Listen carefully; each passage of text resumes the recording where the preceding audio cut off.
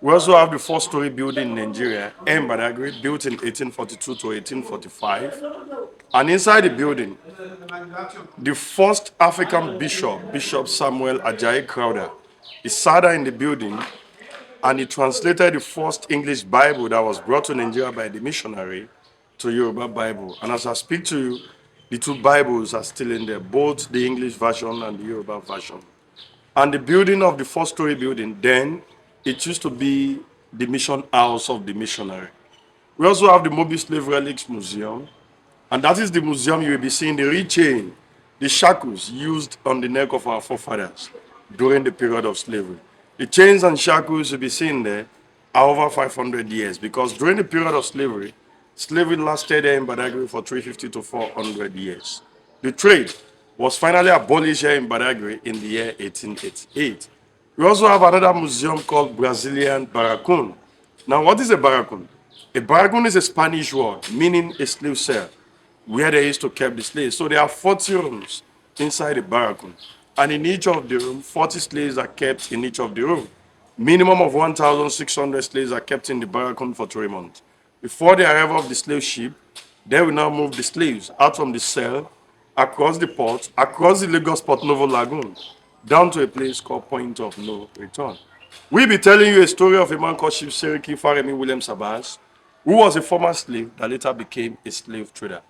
We have the slave point of no return as well. The point of no return. The reason why it was called point of no return then was because once the slaves were being moved down to that island called Berefu Island, they will never come back to Africa. So the departure of slaves from Africa to the New World took place at the point of no return. You'll be walking on the same path that slave walked for 400 years. In the middle of the journey into the point of no return, there is a well there being dug by the African chief. The government of Nigeria called the well slave spirit attenuation well. Attenuation means to weaken or to lost. At that spot, they will stop the slaves under a tree, fetch the water for them to drink. After giving them the water to drink, they are to lose their memory and their senses for 3 to 4 months because the journey to their final destination, it took the slaves 3 to 4 months while on the voyage of the ship before getting to their final destination. The reason why they used to weaken their memory and their senses was this. In the slave ship, it may be 800 slaves in a single cargo. It may be more than that, depending the size of the ship, with about 10, 15 European slave merchants that will be taking the slaves down to their final destination. So when the ship get to the high sea, the slave will want to make use of their total number to revolt against their masters in order to overtake the ship from their masters so that they can gain their freedom. It was later that the European slave dealers, in collaboration with the black chiefs, they came up with the idea of dogging that well, added a charm to it, and the water become poisonous. Mostly, some will ask, is the water still effective or the water is no more effective? Nobody can answer that because in the whole of that island, called Berefu Island, nobody drinks and fetches water from the well. If you go to Wida in Benin Republic, it was a tree. The government of Benin Republic called it oblivion tree. The male had to grow on the tree 9 times, while the female will grow on the tree 7 times with the same objective. So the whole idea of weakening their memory and their senses was for the slaves not to revolt against their masters while in the slave ship. We also have the Vlekete slave market, VLEKETE, established in the year 1502. In Nigeria here, there are two slave markets, one in Badagry and one in Calabar. The one in Calabar is called a young slave market established in 1810, while the one in Badagry was established in 1502. Over 300 slaves were sold there in each market day. Every market day is five days. 15,000 slaves were sold there annually, meaning millions of our ancestors were sold at the slave market for 400 years. Those are the numbers of sites we have here in Badagry for now. Okay. Okay. So he's also one of the curator in the four-story building in Nigeria. He'll be the Okay. one guiding us here. Over to you, Mr. Gabriel. Good morning. Good morning. Welcome to the festival building. Thank you. Please come inside, please. All right.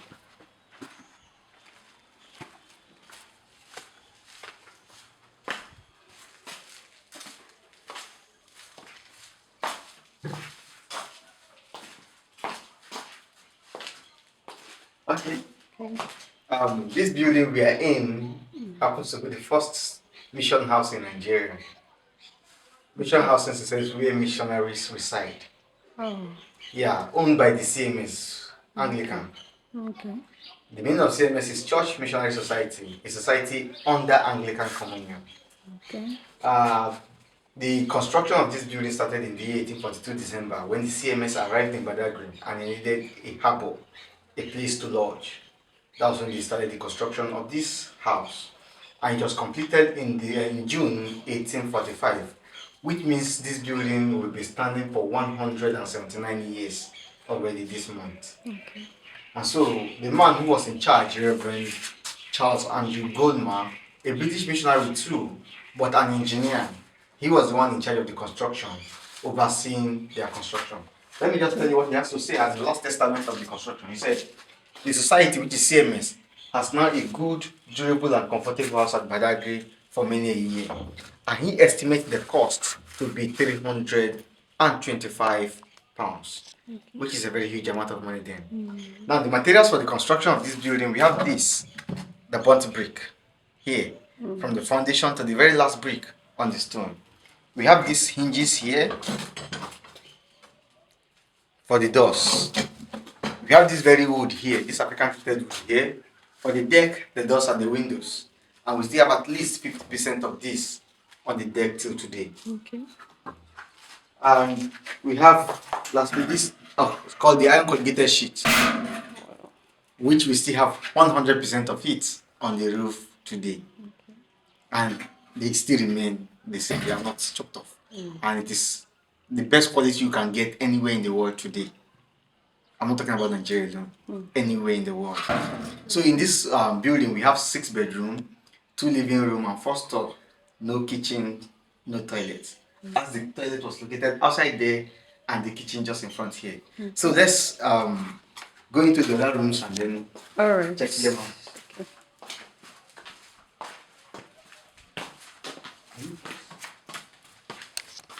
Picture here. This is the Agia Tree, historical Agia Tree, where Christianity and Christmas were celebrated first in Nigeria.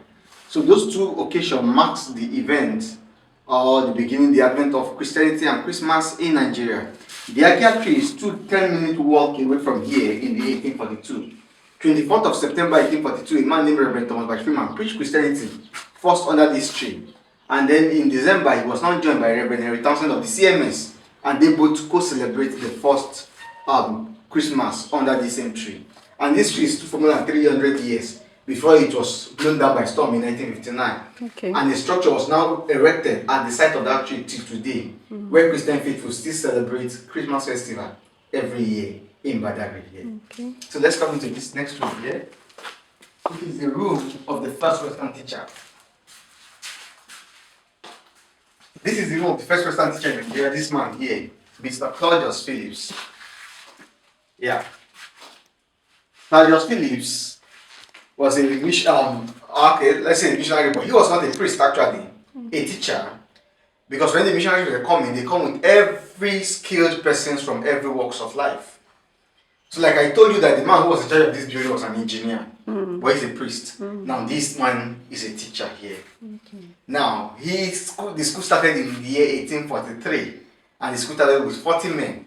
And those 40 men were taught in this compound for a period of 12 years on just 2 subjects, English language and Christian knowledge. Subsequently, the school was moved out due to its capacity not to contain people here. Okay. And so the school was moved to its now current permanent site, where it was renamed St. Thomas Primary School, becoming the first primary school in Nigeria. And that building was the first building, the structure on the permanent site, over 120 years now. Okay. So we move to the room of the interpreter.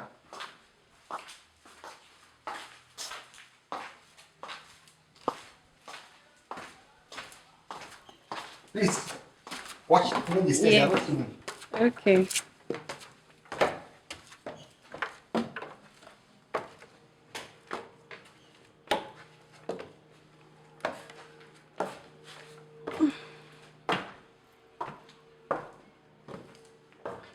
Yeah, it's strong.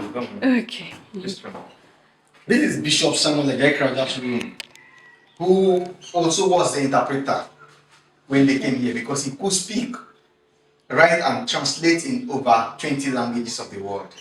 Okay. So he was a man who was fit for the job of translation. So when the missionaries, the CMS missionaries came to Badagry, they came well prepared on what we call Yoruba Christian mission. Oh.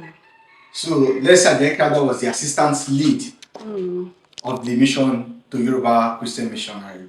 And he was a Yoruba man too.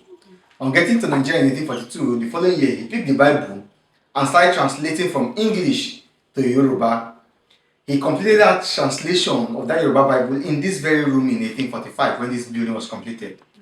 And so, the first printed copy of that Yoruba Bible he translated is what we have here today. The first printed Yoruba Bible in the world.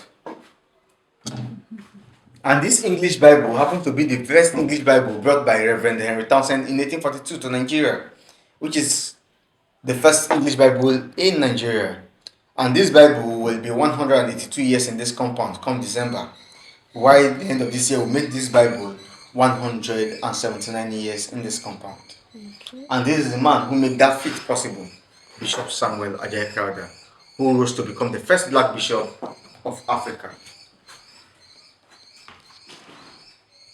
So these are just the pictures of the men I talked about. Okay. Downstairs, Reverend Thomas Bachfima, the man from Methodist who preached Christianity first in Nigeria. Reverend Henry Townsend, the man who led the CMS missionaries to Badagry. He later built the first church in Badagry here in 1843. And then Reverend Charles Andrew Goldman, the man I told you was the engineer who was in charge of this construction, and many other constructions owned by CMS in Nigeria while he was alive here. So this now brought us to the last room of this building. In this last room is where they host videos and some reference. So we have this picture here of the first church, CMS church in Badagry, built in 1843. And then this was the last chair in this house, the last furniture of this building. It's I just spent 146 years in this building. So, the picture of the first cemetery in Nigeria, established by the missionaries when they came here in 1845. And so, when Mrs. Goldman died, this was where they were buried, and some of them. Then the wood you're actually standing upon, I told you we have 45% to 50% of it. These are still the original wood on the deck till today, and not this other wood. Okay. Yeah. And this safe has been here since 1856. Presumably the first safe in Nigeria. So these are some of the things we have in this building. So we'll go downstairs.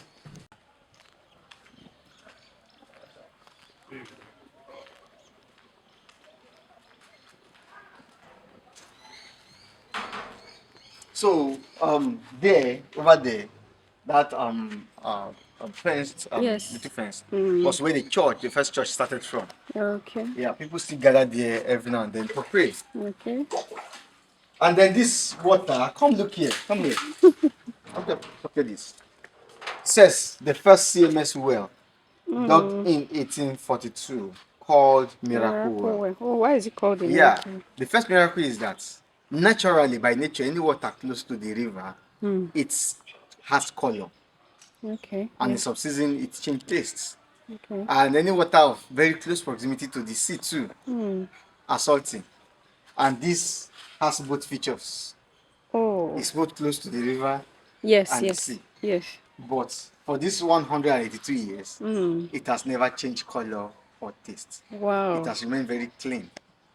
Wow. And then it has remained the only clean water in this community. Oh my. And it is still very, very drinkable till today. Now, the term miracle, people have often come here, fetch the water and use it spiritually. And most of them always come back with testimony. Wow. You are very welcome to taste. Oh my of goodness. it. Yeah, it's very safe. Okay. Some people came here yesterday and said,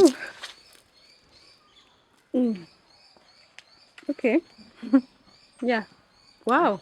It doesn't have taste. yeah. So it's still very clean water you can get in here. Yeah. Welcome to Badagry and welcome once again to the festival. Thank you so Thank you very much. Yeah.